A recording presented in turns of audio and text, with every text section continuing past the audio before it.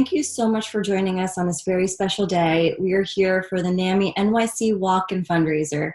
I'm Lindsay O'Neill. I'm the Director of Programming and Partnerships for Mindworks, which is a collaborative care mental wellness practice that combines both traditional therapy with holistic treatments for optimal mental wellness.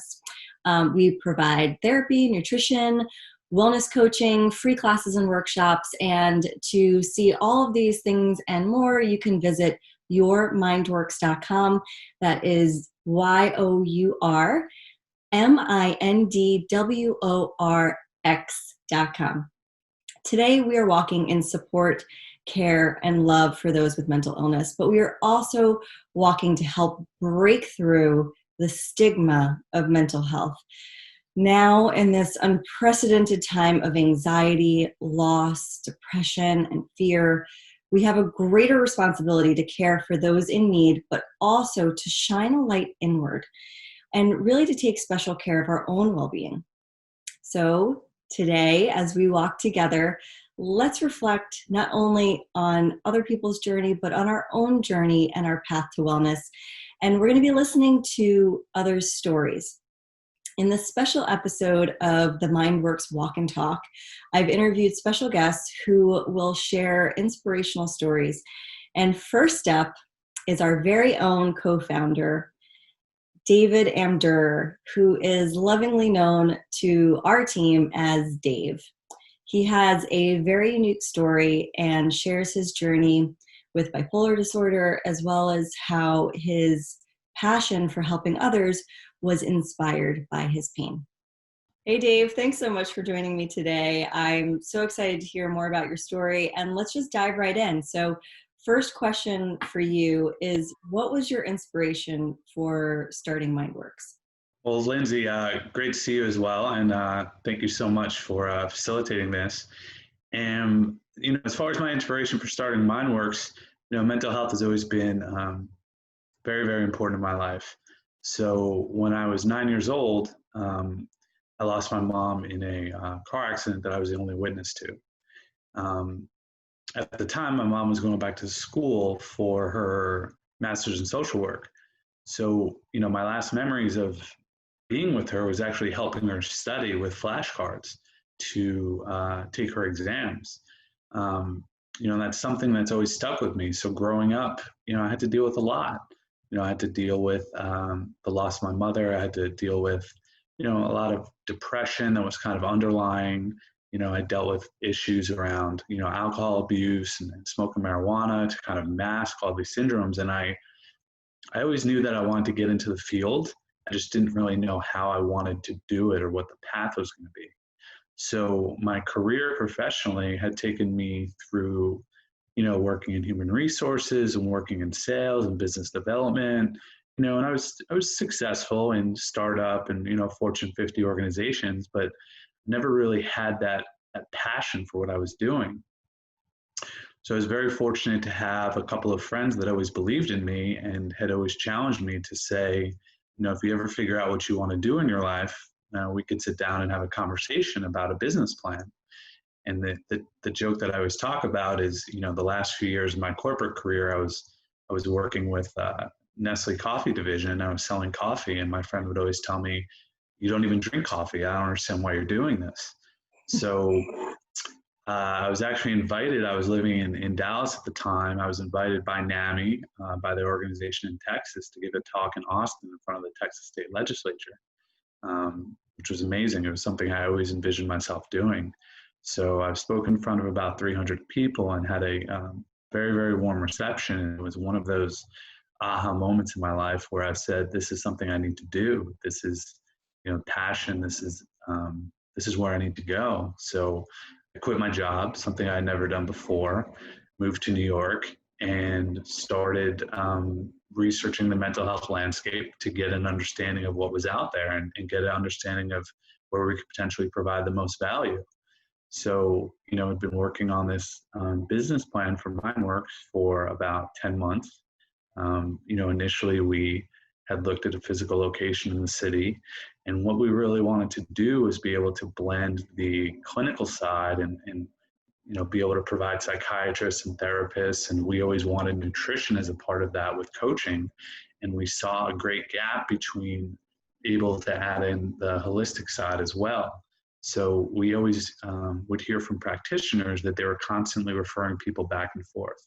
So you have, doctors or therapists who are always looking for acupuncture, so places for people to meditate.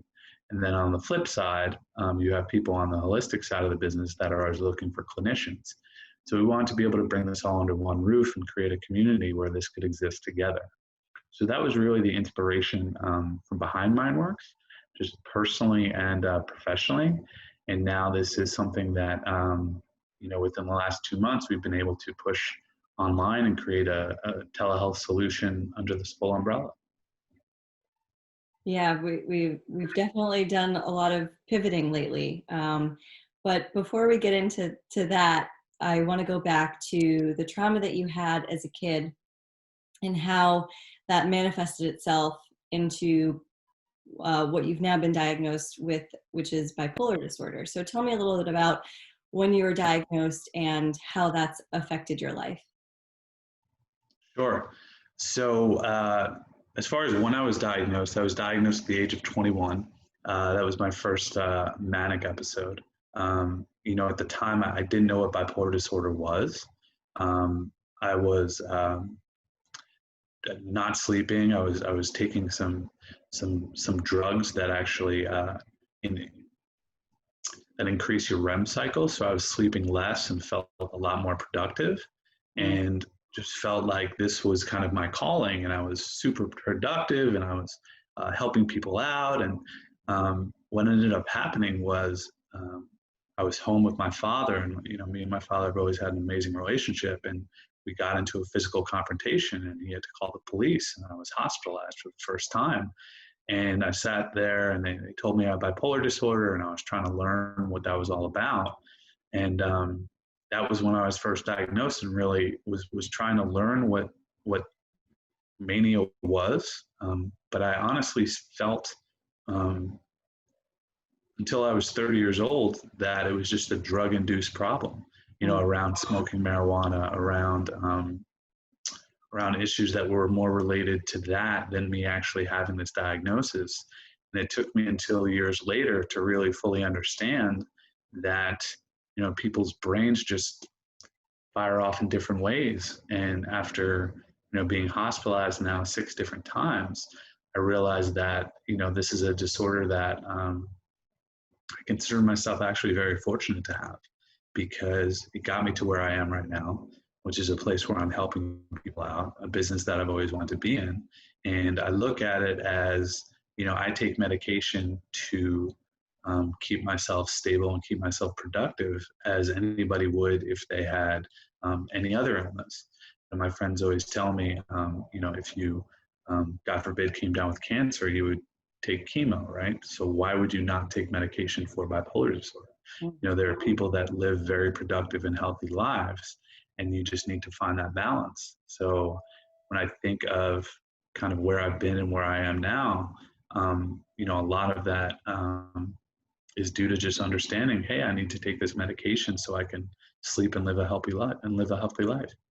Yeah, it's definitely important to have that balance and to manage everything that doctors have given you to do. And I love the concept of Mindworks. Obviously, I'm working for the company too, but you did have your most recent episode right before this whole coronavirus pandemic outbreak in New York City. And tell me a little bit about your experience, like going into the hospital and coming out to a brand new world, and then having to pivot this business that you thought was going to be a physical facility into a telehealth business. Yeah, so that was a very interesting experience. So we were all set for Mindworks. I mentioned the physical facility before. It took us about 5 months to find a place that we really liked. We were all set, had lease in place in March this year. And during that time, I had just been working and kind of felt myself feeling drained personally. And so I told my business partner that I just needed to take a couple of days off.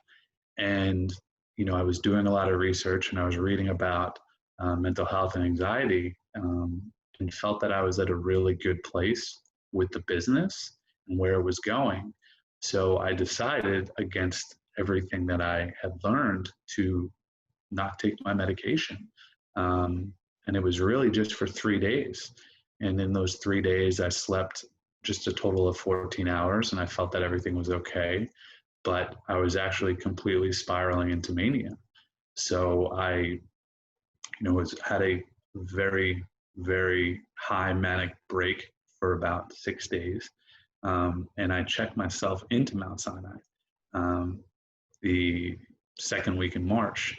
And for me, personally, I thought of this as a big step forward, because previously I would have been brought to a hospital by, honestly, the authorities or family, or constantly being told I had to go there. And this is the first time I actually went there myself, and I understood that I needed this help myself. So going in there through a manic episode and not really understanding what was going on the outside, and then coming out to coronavirus, was a experience that is almost inexplainable to anybody. So what we did at that point was we saw that there was a great opportunity for us to be able to launch this business online instead of having it at a physical location, because this is where the needs were, and the world has changed. So, within 7 weeks or so, we were able to bring on an amazing staff of providers, and support staff as well, to be able to completely shift this business to help people and help them where their needs truly are. So it's been a lot of work.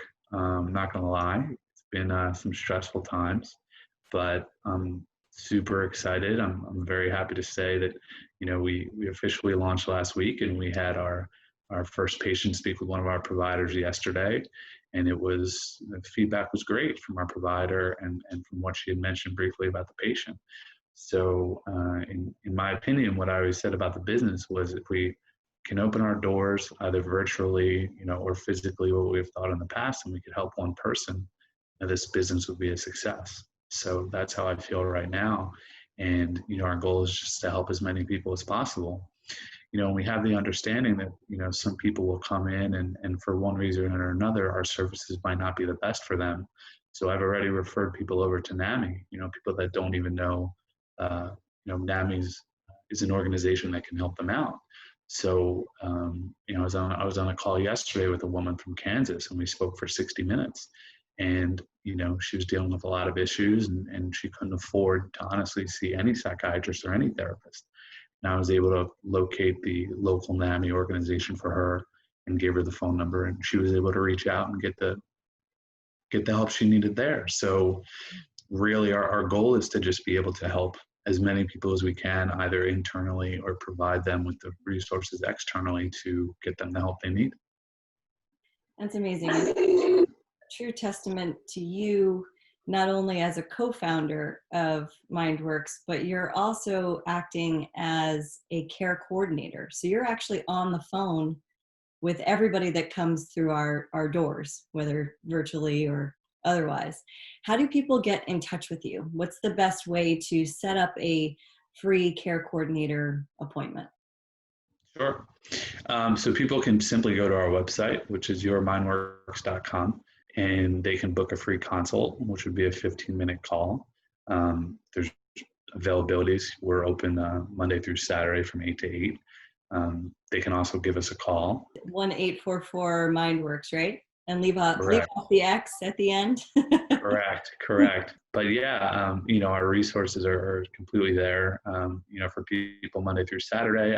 People do call on Sundays, and I do see messages come in. I call people back as soon as possible. And again, we have our providers' schedules. We have 6-hour windows in which people could book to speak with a provider, which is a great tool, because sometimes some people will call in and literally just want to speak with someone that day. So we are able to have that flexibility. to give people the help that they need. Yeah, it's great. And we don't just have one type of provider either. Tell me a little bit about the breadth of services that we provide at Mindworks. Sure. So we do have, psychiatrists and therapists that we mentioned before. And then we do have coaches on the nutritional side. And then we also have recently brought on a life coach that helps people in different transitions during their life, during their career. And then we also have people that focus on the holistic side when it comes to yoga and meditation.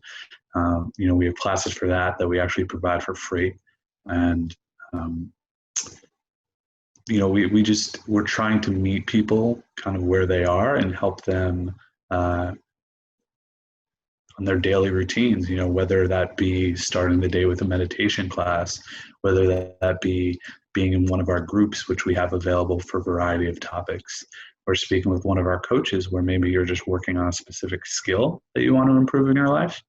We have the full variety. We want to be a one-stop shop where you can come to us no matter where you are in your life, and we'll have someone there to be able to help and support you. That's awesome. I'm really grateful for your time and for you starting this business. I've really enjoyed every moment, even the stressful ones, in working with you and working with the team. And, our focus is not, making money and building a huge business. It's about making sure that we provide the best care possible to everyone who walks through our door. And like you were saying before, it's great that we do have this strong partnership with NAMI. NAMI's a wonderful organization. And if we know we're not going to be the best fit for everyone. And it's great that we have that partnership in place so that if someone needs something that we don't necessarily have the ability to provide them, we can give them over to NAMI and have them be supported through NAMI. So thank you so much for walking and talking with us today for the NAMI Walk. David Amdur, who's our co-founder at Mindworks, also a care coordinator. And you can reach Dave by going to the website, which is yourmindworks.com, MINDWORX.com, and booking a 15-minute free consultation with Dave and our care coordinator staff. And we're here to help anybody. If it's you, if it's someone you love, we would love to hear from you. We're going to say goodbye to Dave and get on to our next interview. Thank you again, Dave. Have a wonderful Thank you, Lindsay. Thank you for all your work. Thank you, Lindsay. That was great. Thank you so much, Dave. Okay, we're going to keep this walk and talk moving. Next up is my dear friend. She is an amazing speaker, serial entrepreneur. She is a mom to twin 16-year-old girls. And I could not have been lucky enough to meet this young lady about 15 years ago as she was launching one of her first businesses. She's now transitioned. She speaks globally on emotional intelligence and has created her own platform for having more out of life, both in your career and in your personal life, and just from a mind, body, and soul connection. Her name is Jen Groover, creator of the More Method. Thank you so much for joining us, Jen. Thanks so much for having me. This is something that's really near and dear to my heart, and that I'm very passionate about, so I feel honored to be here. Well, thank you. And, we're going to jump right in because I could talk to you, honestly, for hours and hours, and we want to keep walking and keep moving here. So what really drove you to become an advocate for collaborative care and for holistic mental wellness? I think it begins with my childhood. I had a traumatic childhood. There was a lot of abuse, verbal, physical, sexual. And so having been a survivor of trauma, I think we seek tools to, rehabilitate our mental and emotional state. And, the first real phase of that for me that was really intentional was when I was in college studying psychology. And I was really connected to that curriculum and really passionate about how understanding human behavior can help break cycles. And that to me was really important and from there, I became very spiritual, and I continued my education around emotional intelligence and neuroscience, and really started to understand, the more we understand our brains and our bodies and the connection between the two, we can really truly break patterns. We can truly connect to other people more deeply and see, basically we all have flaws. And when we can really be transparent and open about that, we can really realize, number one, we're all very similar and we are all connected. And most importantly, that through awareness, we can heal and do things that are very intentional to help us heal, and do things to keep our lives as much in control as possible when things outside of us are out of our control. So from my childhood, my whole life journey, it's just been this obsession of really figuring out how to heal and how to thrive. And every time I learn something new, my goal is to share it with as many people as possible. It's amazing you talk about learning how to control yourself when everything else around us is chaotic and out of control. And it really feels like that now. And, especially in this time of pandemic. So even people that weren't necessarily feeling out of control are feeling out of control now. You have a proven methodology. You've even written a book about it, and it's sort of your purpose through pain. And it's called the MORE method. So tell me a little bit more about the MORE method. Yeah, I would love to. The MORE method is a culmination of my 20 plus years of teaching human potential. And it's bringing together all these disciplines: psychology, neuroscience, quantum physics, metaphysics, emotional intelligence, nutrition, physiology, and really bringing the understanding of the best of practices of all those different disciplines holistically together to teach people interdisciplinarian ways of living their lives. How eating affects how you feel emotionally, how exercise affects how your mental focus is and your clarity is.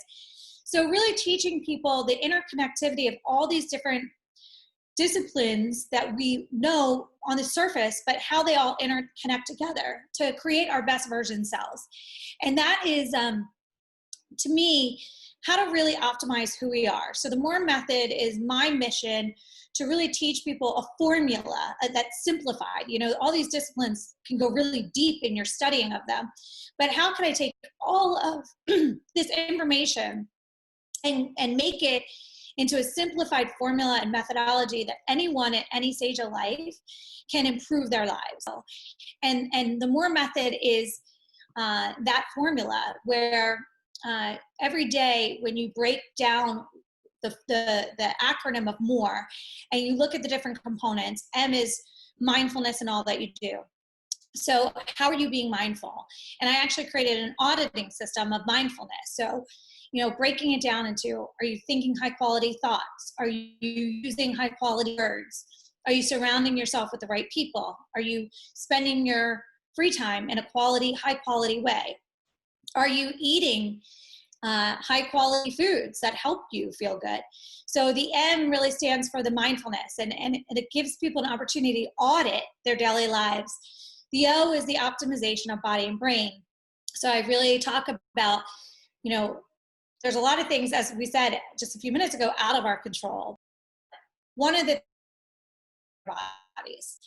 And if we can take control of that, we can take control of so much more of our lives, even when negative things or obstacles come at us. So the optimization of body brain, I also created this checklist for really auditing. Am I sleeping well? Am I eating well? Am I exercising? Clean oxygen every day. So there's this whole checklist that I created so we can audit that space in our lives. R is living a more responsive versus reactive life. This is very much the emotional intelligence. This is about really focusing on how to change our perspectives to change how we feel. So much of people's lives and stress and struggle is thinking negative thoughts consistently, worrying consistently. And if we could gain control of the understanding that we can change our perspective at any moment by changing our thought patterns. We can really do this. This is in our power. And so many people give that power away, just not knowing that, number one, they have the power, and number two, how to do it. So this is the part where I teach people how to gain control of their thought patterns, their perspective, and what they focus on. And then the E is excelling in all aspects of lives. So understanding there's 4 core quadrants of our lives, all of which, if we focus on every day, we create holistic happiness and success. The first one is your professional achievement. Second is your health and well-being. Third is your relationships. And the fourth is your personal evolution, which is self-love, self-care, self-growth. And if we could focus on nurturing all those 4 quadrants every day, we can create more stability, solid foundation in our lives for holistic success, not just success in one aspect, which for many people is trying to have these achievements to feel validated. And the truth is, if we nurture all those quadrants, our confidence grows and our self-pride grows, which means we then naturally become more proud of ourselves, more filled with pride of who we are, so that our confidence isn't shattered and we're not insecure. It's an incredible methodology, and you are an incredible person. I've been lucky to know you and to call you a friend for well over a decade now, since your babies were little. You have 16-year-olds now, right? Yeah, now they can drive. Oh boy. Oh my goodness, that's crazy. But whenever when I first became a mom, you were definitely one of the first people that I would call, because I had all these questions about being a new parent, and I was raised by a single mom, and you're a single mom out there making it happen, helping lots, hundreds of thousands, if not millions of people live happier, healthier lives through your methodology. But what is the one thing as a mom that you would tell other moms, like just to focus on, especially in this time of transition? Well, I mean, there's 2 answers there. One is, this is a big picture answer. In psychology, you learn that most of your subconscious programming, beliefs that really dominate your adult life, come from the first 7 years of life. That made me a more intentional parent, understanding how I was programming my children's brains. And none of us are perfect, and let go of the strive of perfection, because you will drive yourself crazy. But instead of the strive of perfection, we can have the strive of intentionality.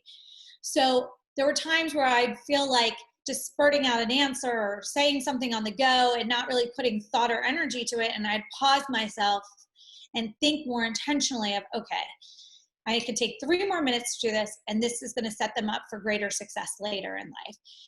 So, the advice to parents, especially with younger children, is remember, you're now the programmer, and the people around them are the programmers. So just being able to be aware of that makes us more intentional. If you're like, oh my God, my kids are 16 behind, and I didn't know that, how do I do that? We can correct that, because their brains are still very malleable and incredible. And I always openly tell my children that I made a mistake, because it's also saying we're not perfect and teaching them how to accept when they make a mistake as well. During this time, handling the stress, I think one of the things that's really important, and a lot of parents, not intentionally, but unintentionally, are realizing they're just assuming their kids are okay. They're just assuming that the parents are the ones that are stressed out. And actually children, I think, are being a lot more affected, because many of them don't have the processing skills to understand crisis. There's a lot of unknowns. There's an unknown future for them. They never lived like that.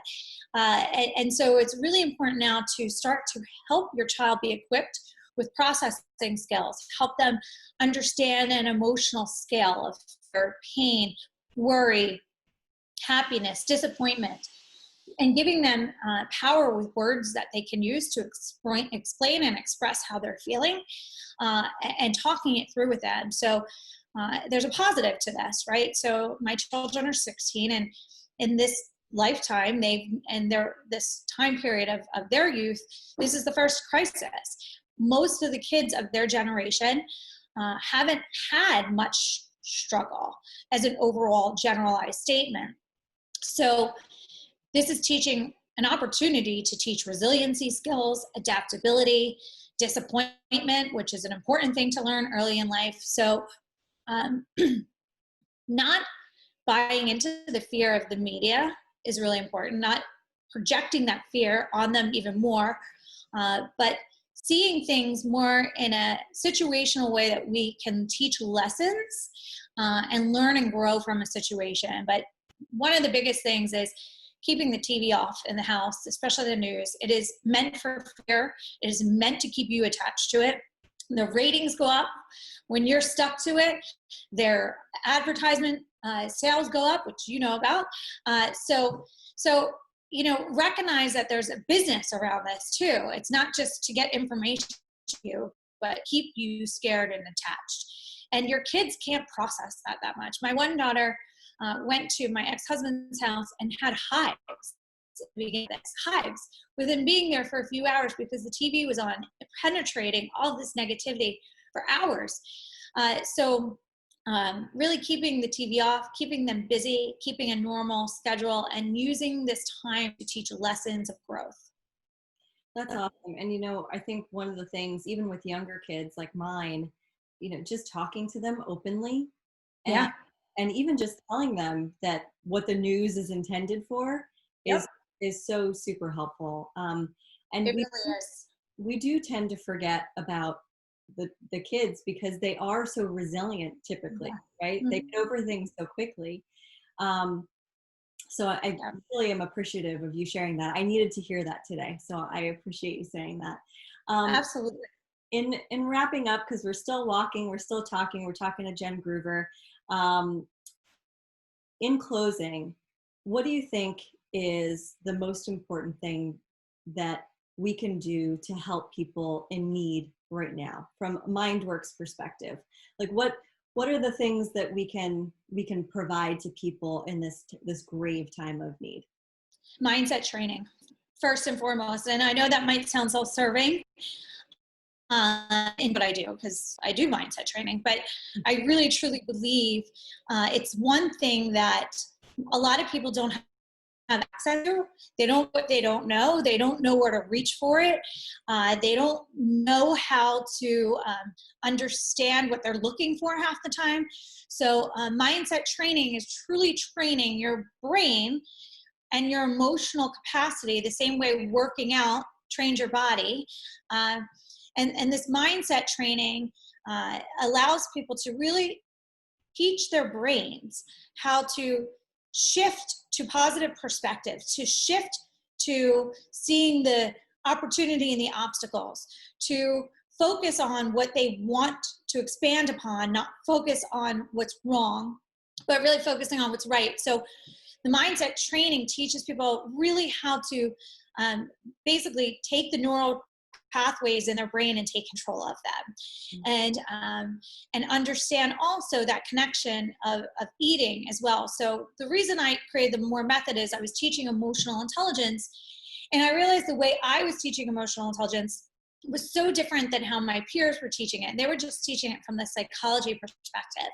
Mm-hmm. But my background in nutrition and psychology really helped me understand that I could be really emotionally intelligent theoretically, but if I'm not eating properly, if I'm eating sugar, if I'm not sleeping properly, if I'm dehydrated, I'm not going to emotionally or mentally be my best self. So in the mindset training that I'm suggesting is really understanding the body, mind, spirit connection, which I know sounds so cliche, but truly the body, mind, spirit connection of what you're thinking, how you're looking at the world, how you're eating, how you're treating your body, and how all of that is affecting how you feel.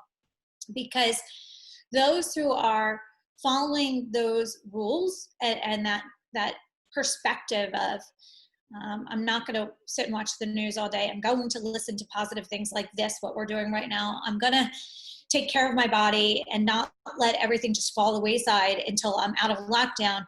those that invest in their growth during this time are the ones that are going to thrive once this ends.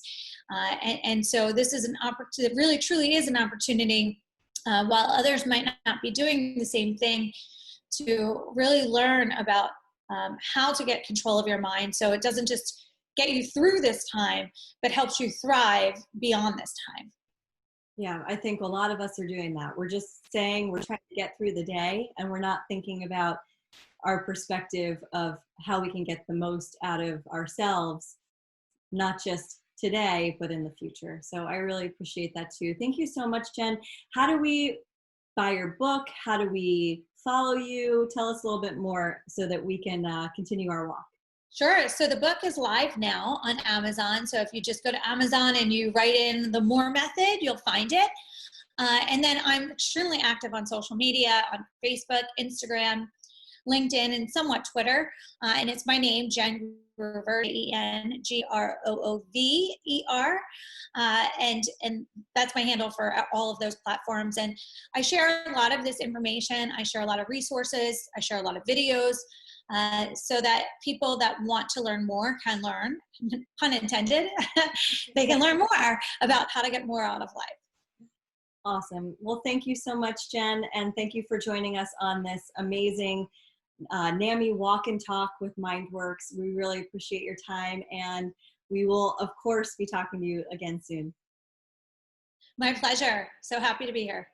So as we continue on our NAMI Walk and Talk for Mindworks, I am so excited to have our next guest joining me. When she first joined the Mindworks team, I was really excited to have a person who's both lived in New York as well as in California, who has 3 kids like I do, but also shares a lot of the same perspective of living your purpose through your pain. And she's also an amazing doctor and practitioner at Mindworks. So please help me welcome Dr. Prapti Mehta. How are you today? Good. I'm good. Yeah. So I know that we don't have as much time as I'm sure every listener here is going to want after hearing you speak for 10 minutes or so. But I wanted to dig in and get started right away by asking you what your life's journey has looked like over the last 5 years or so, and how did you end up coming to Mindworks? Yeah. So my 4.5-year-old son, when he was born, he was asphyxiated for quite a long time, and he sustained a serious brain injury. So the last 4.5 years has really been, I left practice. Right before he was born, I was the medical director of women's health at a hospital here in the Bay Area. And actually, interestingly, worked with a lot of women with loss, with grief, with all sorts of challenges with parenting. And I basically left practice and I immersed myself in his therapies. And a big part of that was looking for holistic healing for him.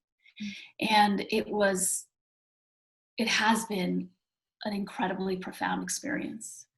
And it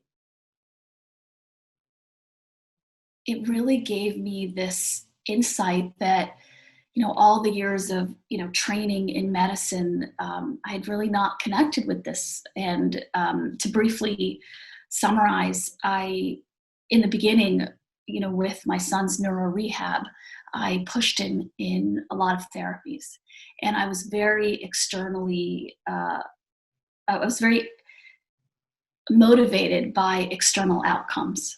Mm-hmm. I wanted him to, I wanted him to thrive in all those, external ways. And I pushed him very hard, and he was making a lot of progress. He has made incredible progress through those therapies, but gradually immersing myself in the world of holistic healing, what I realized is that the goal of therapy for him, the goal of any sort of evolution for all of us, is really to awaken, to restore an interior sense of freedom, a sense of aliveness, and of real autonomy, whether you're an infant, whether you're a toddler, whether you're a 45-year-old psychiatrist. And I think that has just been really profound about really looking at what that interior experience is for my son and really trying to awaken his sense of aliveness and freedom to be who he is. And that's why I was very excited to hear about Mindworks, a mental health treatment organization that understands that healing is about wholeness. Healing is not about external outcomes, because it's really for the person. And we are all unique and different, but we have a common thread right now, unfortunately, with this pandemic that's going on. And from a provider perspective, as well as from a parent perspective, how do you feel is the best way for us to handle what's going on right now from a mental health focus, a more collaborative care focus? I think in general, and tell me if this answers your question, I think, especially in American culture, and I would actually say, oftentimes even the dominant paradigm in medicine or in mental health is there's a paradigm of real wanting to avoid or be fearful of anything that causes distress or uncertainty or anxiety. And I think so many of those things, fear, uncertainty, anxiety, grief, loss, these things are fundamental aspects of the human condition, of the human experience. And I think as a parent, it's a fine line between, I guess what I would say, it can be a very delicate process in how to both integrate that understanding with a continued sense of hope and optimism about living and living moment to moment. It can be a delicate process, but in a sense, we really only achieve that kind of optimism about the moment by integrating and not avoiding any part of the human condition. I mean, that beautifully answers my question. Thank you for that. I mean, I think we are definitely in uncharted waters right now, and that uncertainty and that lack of control and that this limbo period that we seem to be in is definitely, even for someone who doesn't necessarily feel anxious or feel fearful, is now feeling it. And it's intense. It's really intense. It's so intense. And one of the things that I've always noticed is how much children actually are much more comfortable. They're comfortable with everything because, or they're comfortable with their discomfort because they have this innocence of not avoiding. They don't really have the mental constructs of avoiding. They really are so evolved in the sense of connecting with what is. So one of the things I've always been surprised, having 3 kids, is that they're more comfortable with asking about death or illness. They'll very innocently say, oh, am I going to die? Is this person going to die? Does the virus kill you? Like, just it's almost, I've just been surprised at a lot of times those uncomfortable discussions are really uncomfortable because what we bring to it. Yeah. They can often receive honesty very well. Yeah. Better than we can. Right, exactly. Yeah, they're like little truth seekers. Yes, Yeah. absolutely. You get kind of frustrated as a mom. Well, why? Well, why? Well, why? But it's a great way to be, I think. Right. Being that truth seeker. So what do you think in your practice, Mindworks, now that you're back in action, and you're also, you know, in your own life. What would you say is probably going to be most helpful in your practice with your patients? I think, what's always been the most helpful thing for me, when I'm with patients, is really to, in an unspoken way, offer them everything from my, full, ocean of experience of being. Of course, my training as a psychiatrist, my, clinical experience, but sometimes more importantly, things that I've discovered in an unspoken way, to embody the things that I have discovered have worked to, I guess, illuminate life for me based on my own difficulties and challenges and, journeys. And I think that often is the most powerful thing, because in an unspoken, embodied way, then we're modeling how people can approach difficulty. And I've had lots of it. Lucky, it's actually, I find that to be a real blessing, in doing this work. And I think what I would like to offer people is what has been most helpful for me is to try to always cultivate in them an integrated interior life. And by that, I mean mostly, oftentimes people who have, mental health struggles, psychiatric diagnoses, etc. Oftentimes it's so distressing that there's a real tendency to say, well, I think this is just genetic, or I think this is chemical, or I have no control over it.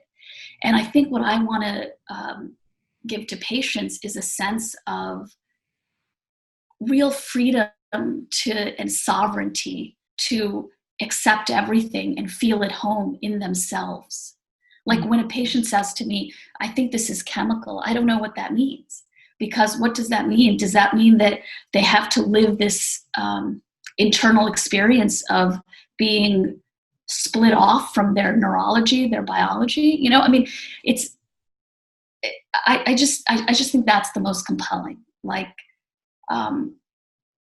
psychotherapeutically allow people to really feel like everything that comes from them, that influences and impacts them, especially that which comes from their own experience, becomes them, and that they can deal with it with love and compassion.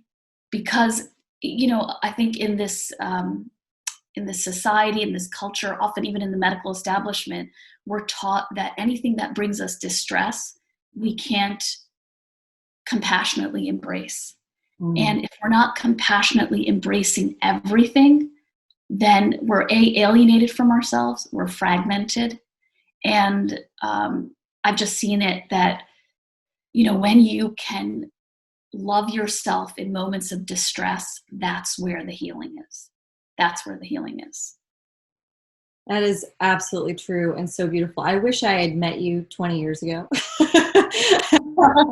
Seen you as a therapist. And, I really do hope that your life and your purpose through your pain and your journey does help to inspire people. And I really do hope that people come to your Mindworks.com and book an appointment with Dr. Prapti Mehta. Thank you so much for joining us today during the NAMI Walk and Talk. You are truly an inspiration. I feel so lucky and blessed to have the opportunity to work with you and to know you and to continuously get to know you better. So thank you again. And we will definitely be featuring Dr. Prapti Mehta on lots of different talks and workshops because she's got a beautiful perspective to share with all of us. Thank you so much. Thank you so much. Well, well, well. So we are continuing to walk and talk on this NAMI-NYC walking day. I'm Lindsay O'Neill from Mindworks, and I'm being joined today by the lovely and amazing Larissa May, aka Lars, from Half the Story Project, and just a wonderful advocate for digital wellness. Hi, Larissa. Hi, Lindsay. Thank you so much for having me. I'm so glad you were able to join us, and what a beautiful day it is. So I wanted to just dive right in. Tell me a little bit about how you came up with the concept for Half the Story. Yeah, that's a great question. So the concept for Half the Story started when I was in college. I had just gone through a very serious episode, or I would say period of depression. And it was the first time that I really started to address it. But at the same time, I was also very entrepreneurial. I was a fashion blogger at the time, and social media was very much so the centerpiece of my life. But when I was dealing with depression, what I recognized was that while I was isolating myself, social media was exacerbating a lot of my symptoms and my struggles with anxiety and depression. And also, when I was looking at everyone else on campus and just seeing the way that they were engaging with social media, I saw the pressures that it was creating for young people to create this vision and this life that didn't exactly exist of perfection, despite all the struggles that people might have had while they were adjusting on this new adventure. And so once I was able to get through that, I realized that my role on social media was something different. It wasn't necessarily to be a fashion blogger, but more so it was to be a place for authentic connection. And so I started Half the Story as a campaign so that young people could come together and share that other half of their story and ultimately connect them with other people who had similar journeys, struggles, or challenges that they did,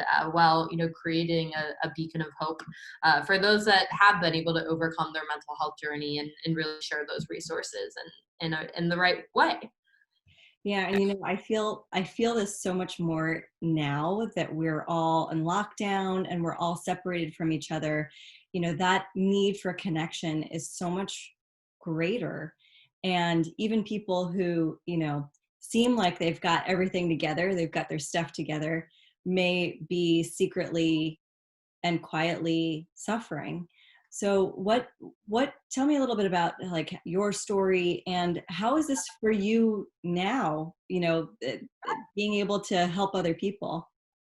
Yeah, well, I think, starting Half the Story really changed the trajectory of my own life just through my own purpose and being able to connect with people all over the world to hear their stories. And that, once you have that ability to really break outside of wherever you are and use the internet for something that connects you far beyond your wildest dreams, it really changes your perspective on your own life, but also in the lives of others. And I think one of the things that this journey, this nonprofit journey, has done for me is allowed me to look at every person I meet as a human rather than the person that I'm meeting in a specific context. And I think that that's also what this time is doing, is that because we're all facing this collective trauma and we're all collectively in isolation, we're really forced to recognize and treat each other as humans rather than, just as bosses or as employees or as, perhaps, the people that you look up to, or, just as the barista behind the, the clear glass in the counter. Like we're really forced to strip all of these things away that usually disconnect us and create a more empathetic society, because that's what we're facing. I think, during this time, although social media is bringing us together in many of the ways that we are here, I think it's also still very much so being used as a coping mechanism for a lot of people. And a lot of people haven't necessarily been able to confront and face their own emotions in their settings or scenarios because it can be really painful. And so I do think that despite the power that technology has during this time to bring us together, there's still a really important lesson that we have to learn, and that it's that we have to still find ways to build healthy relationships with this so that it supports our life rather than distracts us or takes us away from it. You told me a really amazing statistic about this the last time we spoke, that before this all happened, how much screen time were we getting on average?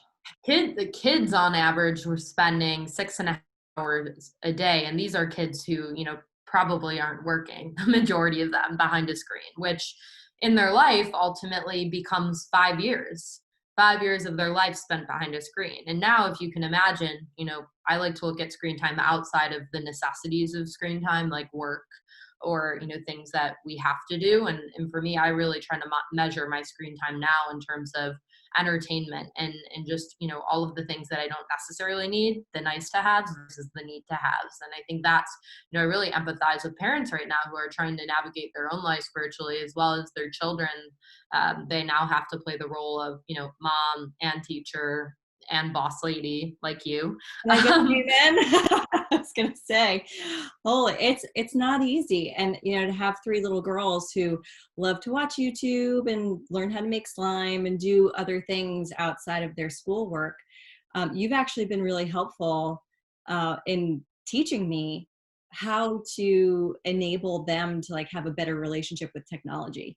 So you have this amazing guide that's coming out for parents like me to help their kids have a better understanding of the negative impacts of the digital world, but also to help parents know what the heck to do, right? Yeah. Absolutely. It's a tricky situation, and I'm not a parent, but I definitely have sympathy for all of you trying to juggle all of these worlds. And so as a result of that and a really response to this time, we recently partnered with NAMI-NYC to create a guide for parents. And we just had a virtual event. So you can get that at halfthestoryproject.com. And I hope that will help you, anyone that's watching this, better understand how you can support your kids through positive screen time and boundaries, rather than feel guilty or less than because you're letting your kids enjoy screen time. So I wanted to ask you a little bit of a personal question. I know you feel inspired to live your purpose through your pain and to help others, and that definitely helps you, as you said, feel good. But are there times when you don't feel so good? And what do you do to help pick yourself back up? Yeah, that's a great question. And I think, especially during this time, it's sort of been taking it day to day.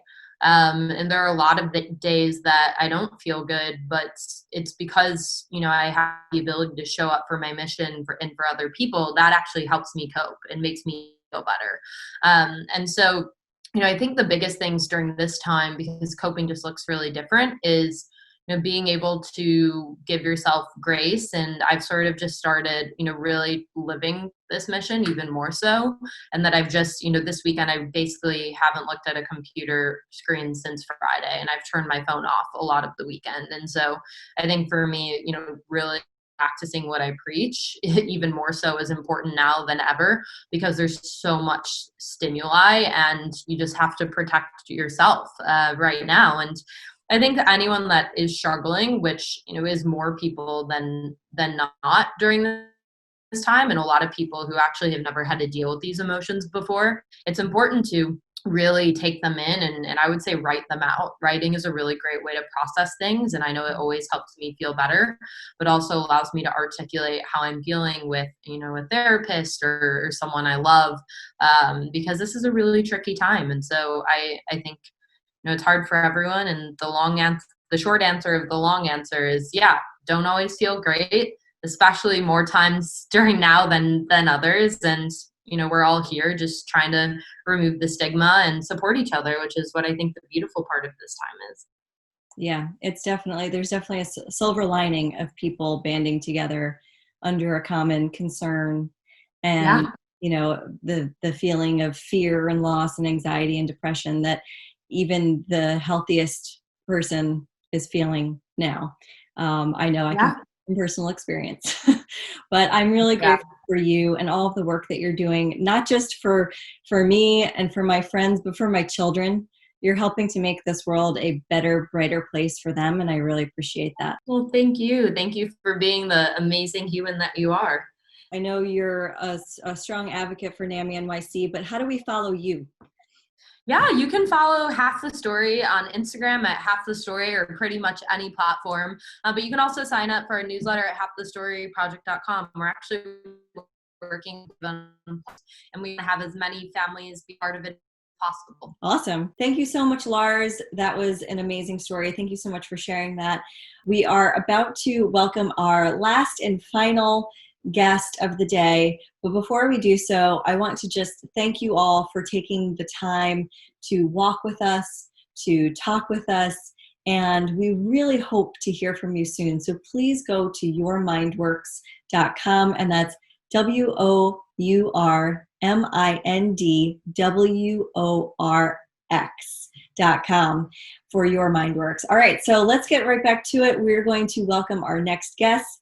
Thank you so much for joining us, Dr. Lisa Berman. She is not only a psychiatrist, she is also our medical director and one of our founding members here at Mindworks. Thanks, Lindsay. I'm happy to be here. Let's just jump right in. Lisa, you've made some really amazing strides, not only in your career, but also with Mindworks in differentiating us from a traditional therapy wellness practice. And tell us a little bit about what your perspective is on that. Sure. As I have seen patients over the years, one thing that has always just become really clear to me is how important the physical body is to the functioning of the mind and mental wellness. And we hear this thrown around all the time, the mind-body connection, but it's hard in one individual practice to really fully treat the mind-body connection.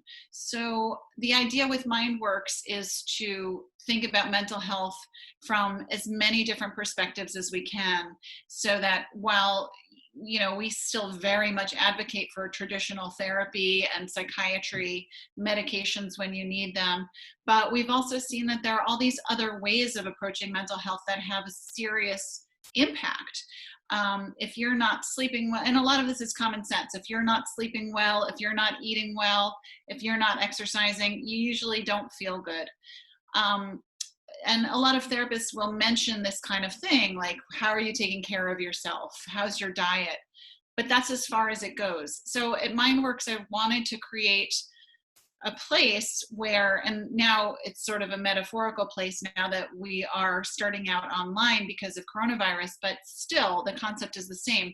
I wanted to create a place where you can do all of this under one roof, where instead of handing my patient a piece of paper with the name and phone number of a nutritionist, I can say, book appointment with our nutritionist on your way out, or now again it's online, go to our website.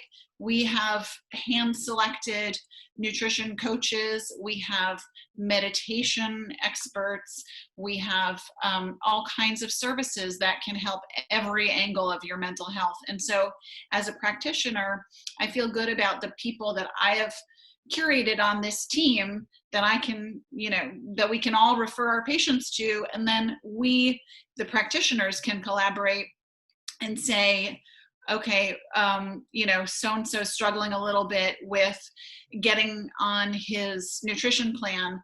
Do you want to maybe explore what's going on in therapy and why he's resistant to that? So it's really this multifaceted approach to mental wellness rather than a one-stop shop. Rather than the opposite of a one-stop shop.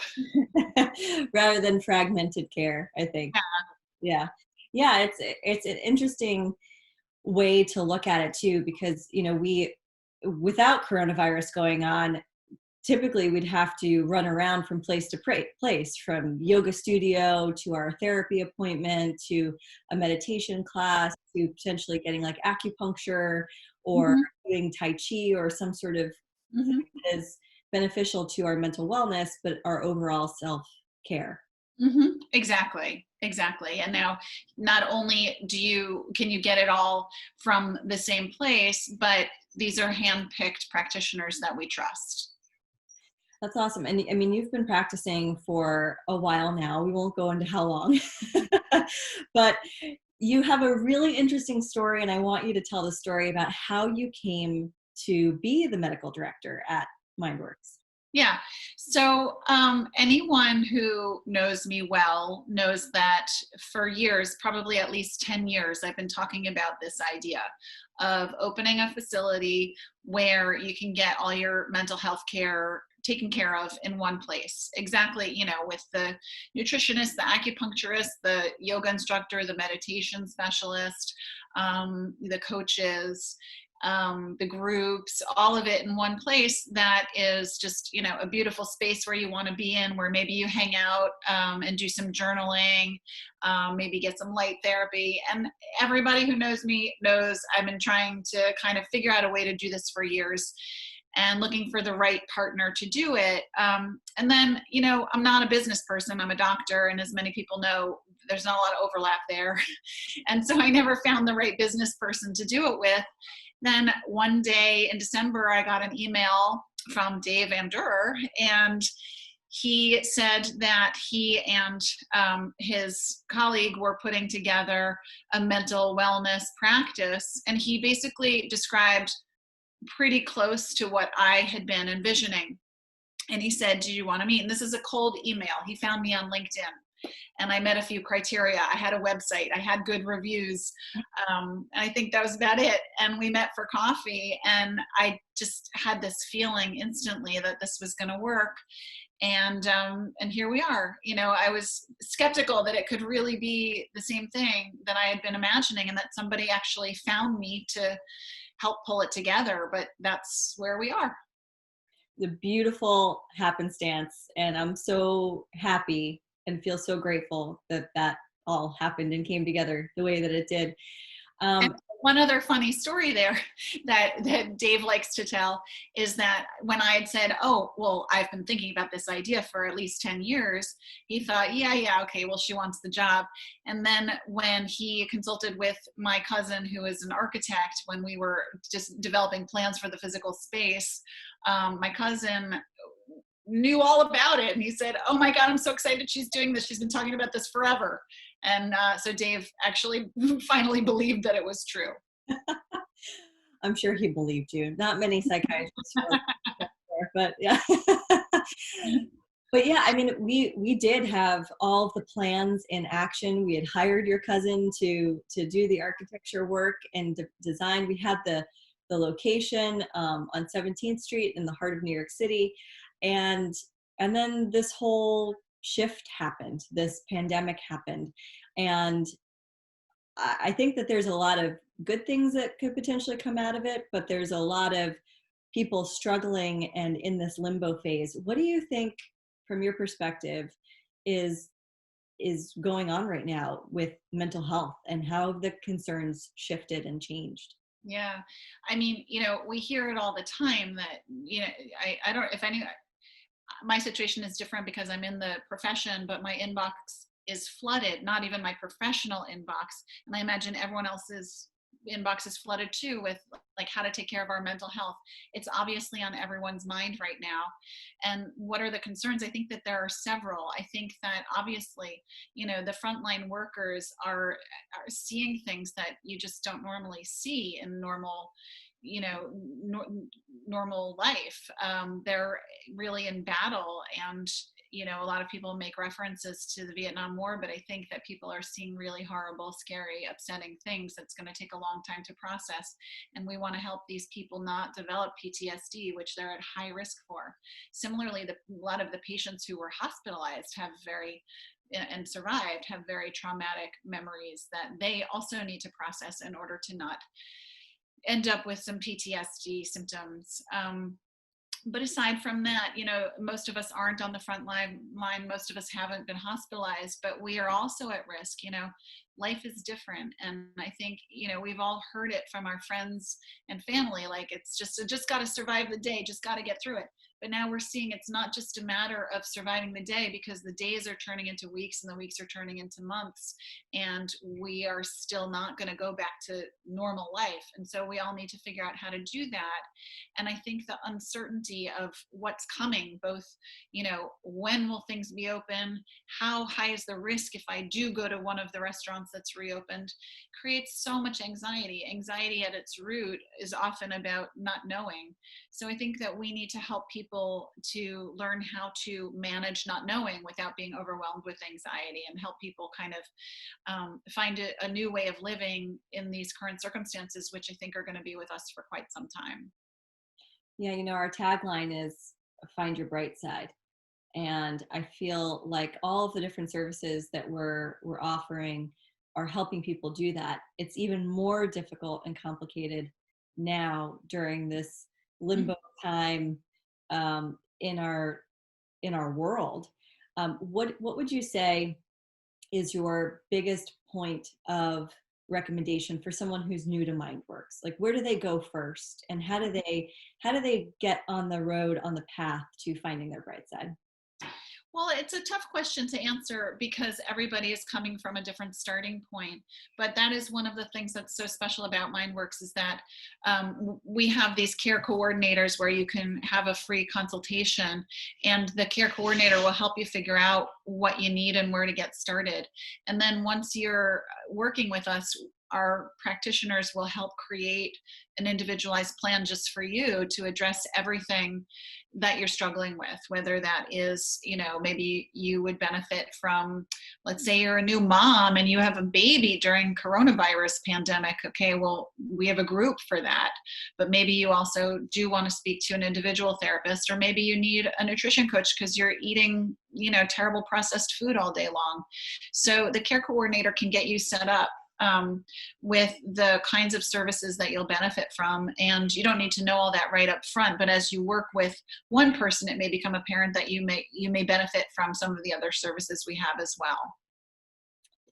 Well, thank you so much, Lisa. I feel like I hope everybody calls Mindworks just to have the experience of this collaborative care process and program, and to realize your dream must be something really pretty special. So yeah. Thank you for joining us.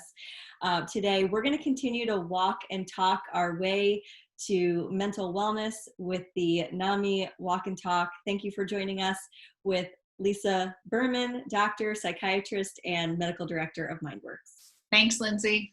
That's it. We've come to the end of our NAMI-NYC Walk and Talk with Mindworks. I'm Lindsay O'Neill, the Director of Programming and Partnerships for Mindworks. It has been a wonderful day walking and talking with you. I'm so grateful for you tuning in, and I hope you continue to stay in touch.